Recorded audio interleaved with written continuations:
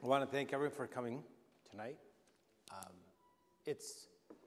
I had a couple factors against turnout, and I guess the Tigers was the big one. And second one was the intimidation. The intimidation that's been sensed by people in openly supporting my candidacy. I've sensed it in the courthouse. There's support, but there's fear in showing it. Certainly wouldn't want to attend something like this where they may fear somebody is videotaping them as they go in. You think preposterous? No, Back in '74, when I threw an impeachment rally against Nixon in the old Winona Park, I've got pictures from the newspaper articles about the city police videotaping people back then in '74 who were attending the rally. So, Big Brother's out there, and that has a lot to do with why I'm running, okay? And the topic tonight, the subject was how political corruption has permeated the local courts and impact on domestic violence cases. Well, that's a heavy subject. We're talking about how corrupting politics are influencing local courts. Where did all this start? How is it, for those who don't know, Judge Timothy Kelly, whom I'm opposing, has been handling all the domestic violence cases for nearly a dozen years, okay? Most of that time, he was doing it illegally. He did not have any legal authority to get them all. Before he was elected in 2000, the domestic violence cases were being distributed by a blind draw between the three judges. He gets elected after his boss, then Chief Prosecutor Joe Sheeran, suggested to him, why don't you run for district judge? He runs for district judge. Joe Sheeran supports him full-heartedly and endorses him. And the man gets elected. And ever since he got in office, for reasons not clear, he's handled a lot of domestic violence cases. So that, in order to understand the history of the problem, I should say, in order to understand the problem, you've got to understand the history of the problem, okay? And I can speak from experience because I've been involved in the local court system for 40 years. Started young. But you have to go back 43 years. That's what that's up there for. It was 43 years ago that the corrupting influence of local politics began to seep into our court system. And here's how it happened. The year was 1968. The man was Eugene Penzine. He was a Republican, challenging the Democratic political machine that dominated county politics back then. And it was interesting, I was active politically back then. And it was interesting to see the struggle between Eugene Penzine, a Republican, a maverick Republican. He's just, challenging this Democratic regime. And he won, much to everyone's surprise. The first thing that Eugene Penzine did when he took office, he had house cleaning. Remember, this had been a town dominated by a political machine, a Democratic political machine. This is a new Republican, the only countywide Republican office holder. So there's a wholesale cleaning of the house. He got rid of half of the secretarial staff. He let go, I believe, almost all the attorneys. And he started with a whole new swoop. He wanted people who would be loyal to him and never question his authority or their allegiance. So he began with a whole new, fresh start 43 years ago. And you know what's amazing? And this is really the root of the problem.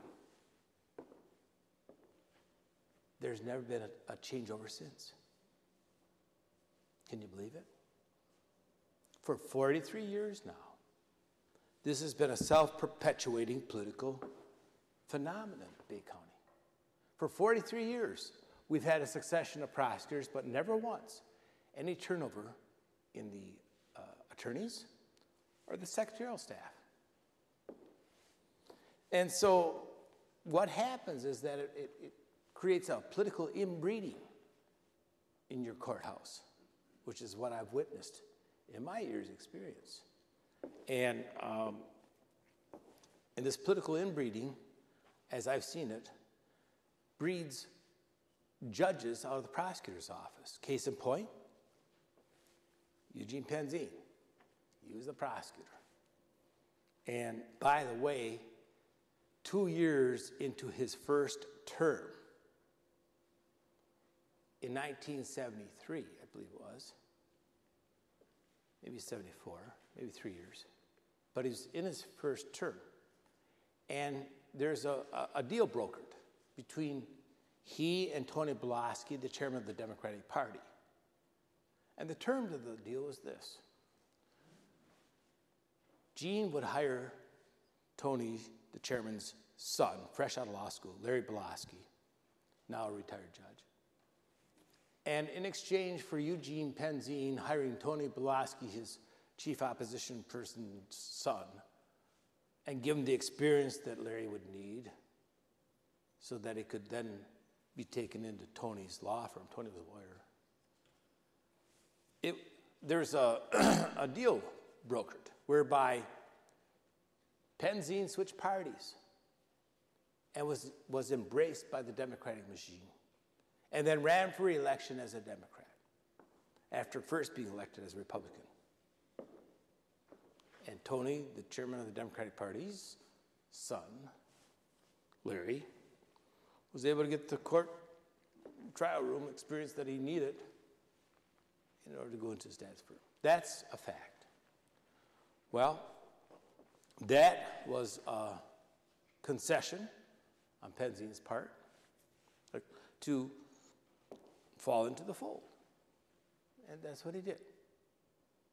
Penzine, it served him well too, frankly, to be honest with you, because what happened is that it was when Penzine was there, and I'm not sure the year, but when he was prosecutor,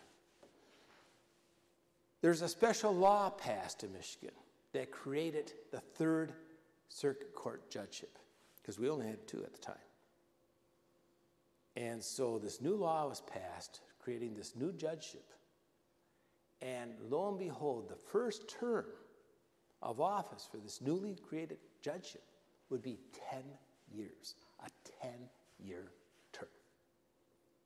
Judicial terms are usually 6. 10 years. And I guess the argument was that, well, they had to space it out that way, so every 2 years would be a judge, elected. Okay, fine. I'm sure there could have been something else brokered. But that was the terms. And so Eugene Penzine declared his candidacy. The machine embraced him, promoted him, got him elected. What happened? His chief assistant prosecutor, George Mullison, is then appointed prosecutor by the judges, including Penzine. And the same staff and the same lawyers all continue to work in the same courthouse. There's one upset in this history in that Mullison was challenged on his re-election in 1992. And that was done by Joe Sheeran, who won, who beat Mullison, which was kind of unusual, and within the fact that there was a Democratic primary that he beat him. But what happened is that Joe Sheeran continued the same secretarial staff and the same lawyers. There was only one attorney who was let go, and that was Jeannie McGavin. And she did the friend of the court work. But with the exception of her, he perpetuated the same staff. And in exchange, they all gave him the loyalty that Eugene Penzine instilled. And so years go by, and it's now 2000. And what does Chief Prosecutor Sheeran do? He goes to his Chief Assistant Prosecutor, his right-hand man, Tim Kelly, and he says, you know what? You'd make a good judge. Why don't you run for district judge? There's a seat open.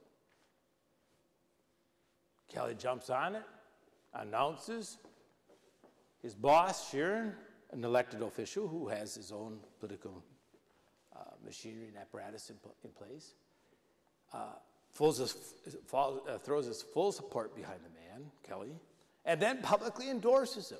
I mean, I couldn't believe when that happened, because I actually bought an ad and publicized about the fact that this isn't right when we have a prosecutor, endorsing a judicial candidate. What about the separation of powers? What about the, balance? And but the voters decided, and Kelly was elected. What happened as soon as he took office?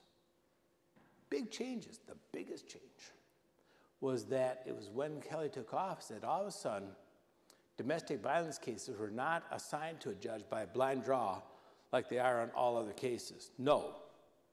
Instead, all of a sudden, all the domestic violence cases were assigned to Kelly, even though there's no law or rule that allowed it.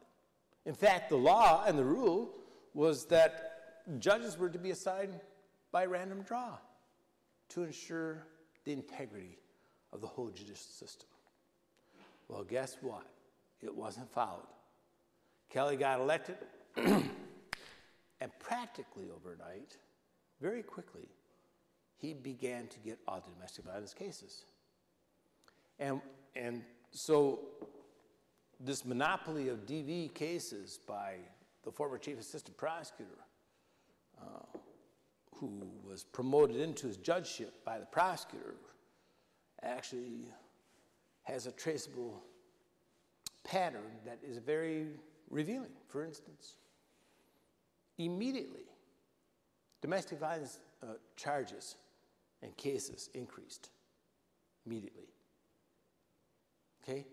And it increased to such an extent, and you've got the literature with you tonight, so I don't have the stats in front of me, but at least from 2008 to 2011, while the general rate of crime in Bay County dropped something like 13% or something, it's in my literature. At the same time, the domestic violence cases are increasing. And why is that? Why is that? Because the corrupting influence of politics, dating back 43 years in this community, allowed it. Okay? They allowed it. No one challenged this whole monopoly that Kelly held. Not the Bar Association, not the newspaper, certainly not the lawyers. The lawyers in this little town, they all hang tight. They're all in this fraternal order, the Bay County Bar Association. I, with great pride, note that I haven't been a member of the Bar Association in this town for a long time. I do belong to the Michigan Bar Association. I do belong to a number of professional organizations, but I will not be a member of the local bar so long as they have this ridiculous rating of the judicial candidates, charade that they go through every time there's a judicial race. And I know it's coming. You'll see it. They'll release their results. And in the past, they used to have a rating that would include not qualified or underqualified. And to their credit, they eliminated that with me because everyone knows I've handled the big cases, and I've won a lot of big cases. And you know what? That's what we need, is an aggressive lawyer to ensure justice and keep the system honest. But they had to acknowledge that, so they included the category of not recommended. And that's why I anticipate I will receive as a not recommended rating, a rating by these local lawyers that is anonymous. If any of you have read MLive, the comments that follow news articles, you'll see a lot of anonymous, no names tied to it, criticism of me, okay? And the last time was, I think the impeachment, or the protest rally we had at the courthouse was probably, I'm not sure, about a month and a half ago. But anyway, that got published on MLive. We had over 60 comments, I believe it was. But there are people, you know, there's a certain amount of people, and I think really they're in the courthouse. I really think that's where those anonymous contributions posted come from. Can't prove it, but why won't they put their name on it? And you know, when they were running these vicious attacks on me, and you can go back and read them, I started commenting. I said, look, I've got this presentation planned on October 17th. You want something to say? Come and say it to my face. We're going to have an open mic. And I say this to you, any of you folks here, if you're one of those anonymous critics, I invite you to step forward tonight. Speak your say, and tell us your name, and then we'll listen to you. And anyone who is in attendance and can't do that or won't do that, then they have nothing valid to offer. So what happened on the domestic violence thing is that finally in 2010, let me tell you something. You'd have to be in the trenches. You'd have to be a defense lawyer to see what's happening. It's really ridiculous. It's just disgusting. Because, you know, not only did Judge Kelly, the domestic violence king, start getting all the DV cases, but he also started to impose some very burdensome and unreasonable conditions on a person's bond before they're even tried, pretrial release. If you want your release on bond before there's any trial in your case, you must do certain things. One of the things he started imposing, he required people to go to the jail every morning for a preliminary breath test, a PBT test. Okay? And you know, that's $5.50 a pop. 7 days a week, that's $37.50. And I'll tell you something, that's a lot of money if you're flipping burgers at rallies, okay? Or doing what some of the hard-pressed people in this town are forced to do these days in order to make a living, in order to survive. He began to impose that across the board. You know, I can see it if it's a repeat drunk driver, okay? There's some rational reason for it, but there's no rational reason to do it across the board. I had clients charged with domestic violence cases, so of course Kelly handled it, and only Kelly would handle it because only Kelly is permitted to handle it. And they would be required to do the daily PPT testing even though there's no alcohol involved in the allegations. Okay, that didn't make sense. And so I began to look at this thing and thinking, there's got to be more to it than this. I mean, I know this man has this need for power. You can see that. I've been watching for 10 years plus. And it's very obvious. You want a little entertainment, go to the courthouse on a Friday and watch him sentence people. Sit in the back and watch it. He loves to lecture them. He'll spend 20, 30 minutes on a sentencing that other judges will take 5 minutes on. And so I'm thinking, well, I always thought it was just a matter of power, but then I got thinking, this is, crunching the numbers, doing the math, it's a lot of money, $37.50 per defendant who goes through the system without being convicted of anything, has to pay every week. So I filed a letter to the county under the Freedom of Information Act and asked them to reveal how much they're taking in per year on these daily PPT tests, which are administered at the jail. Okay, it doesn't have to be sent into a lab or anything. They just blow in this little straw, record the reading, throw the straw away, put a new one on, and the next guy steps forward and blows.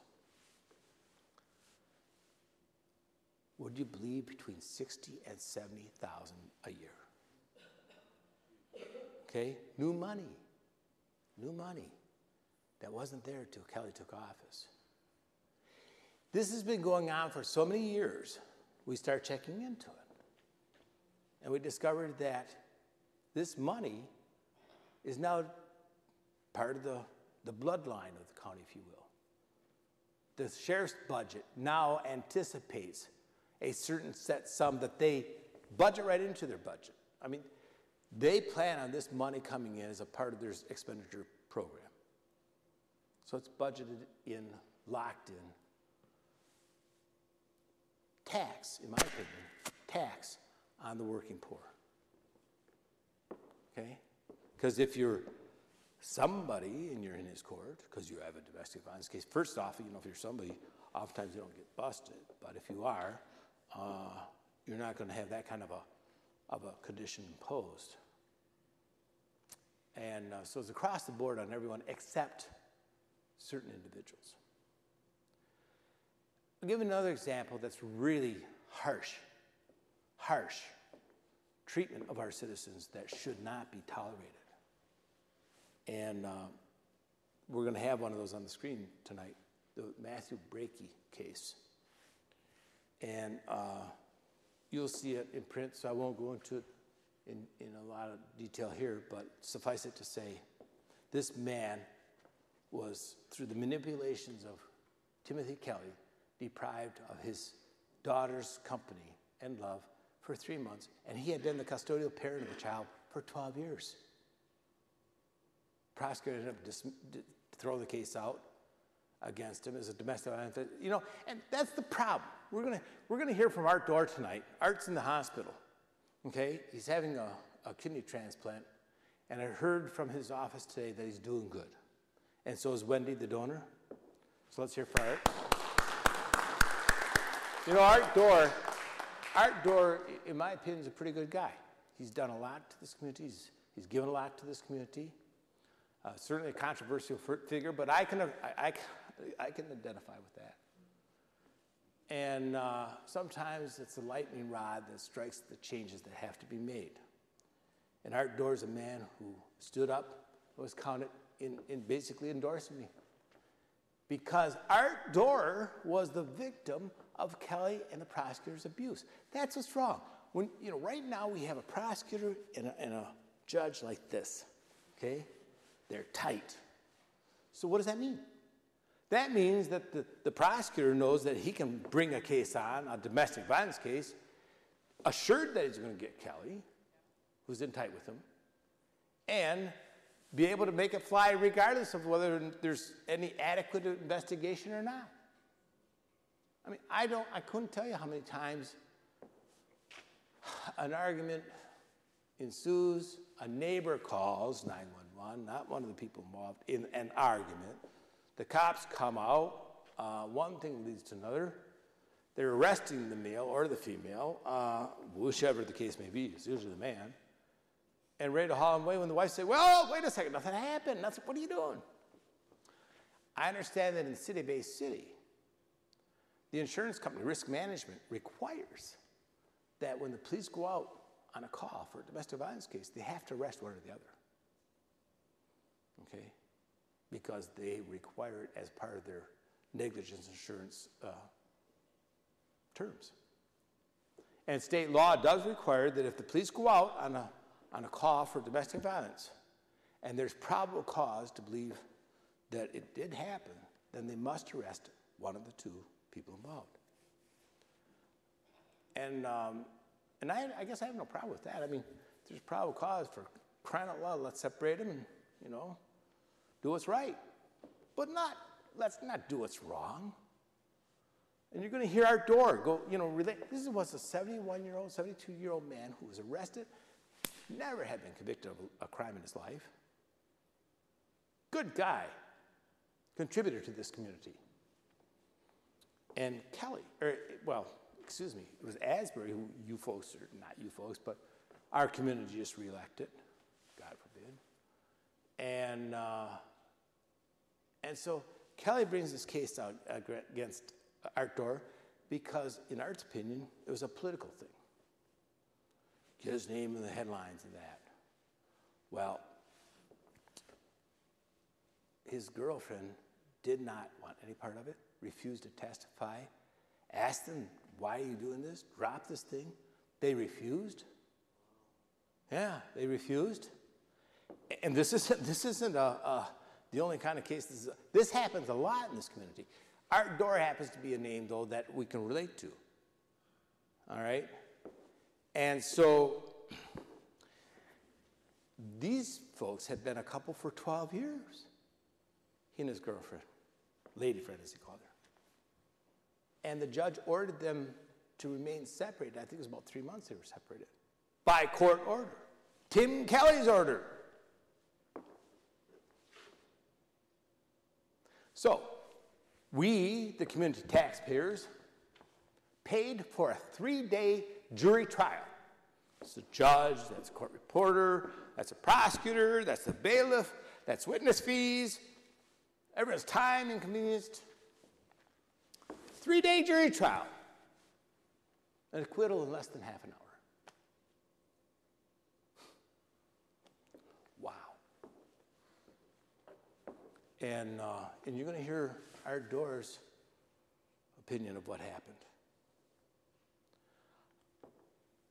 Art is singular in that he is willing to stand up and be counted and say, I'm with Ed. A lot of people say that silently. I can see it in their eyes. I'm talking about the courthouse. People who are fearful to associate or show any kind of outward sign of support.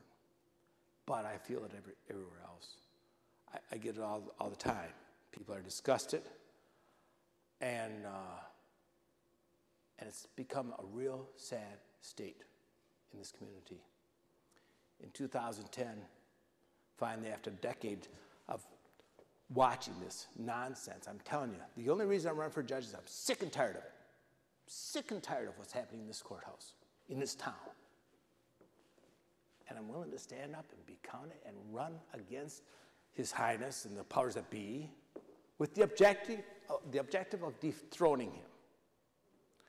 And you know, if the voters reelect him, they deserve it. Because I'm offering them an alternative. And in 2010, that was very illustrative. In 2010, he's getting all these domestic violence cases for a decade without legal authority. Nothing that would allow it by law. So I filed a lawsuit against him. And the Michigan Court of Appeals says, hey, the law requires a random draw, a blind draw of a judge. They're not doing it. There's no law to permit what they're doing for a decade. What happens? In October, and this is in my literature, in the panel that says Birth of a D.V. King. The actual date is there, but it was in October of 2010. It's like a day or two after I filed the lawsuit. The Basic Times went to one of the district court judges, Jen Barnes, and they said, hey, this lawsuit was filed by Czuprynski. What are your feelings about this? She said, well, you know, I agree. It should be by a blind draw. And that's what I think should happen. So then they run to Mark Janer, and the attorney who was challenging Jen Barnes' election, who won. So he wasn't a judge yet, like Barnes was. She was the judge's colleague. He was a challenger of that colleague. But his opinion is important. And he was quoted in that same newspaper article, stating that he thought that the domestic violence cases should be by a blind draw, like all the others. That's what he favored. 3 days. 3 days later, Tim Kelly, who's now Chief Judge Kelly of the district court, gets his pen out, has an administrative order typed up, and he signs it as Chief Judge of the district court, never obtaining the approval of the other two judges, never seeking their signature of approval. He just did it arbitrarily as the chief judge. And the administrative order dictated that Tim Kelly and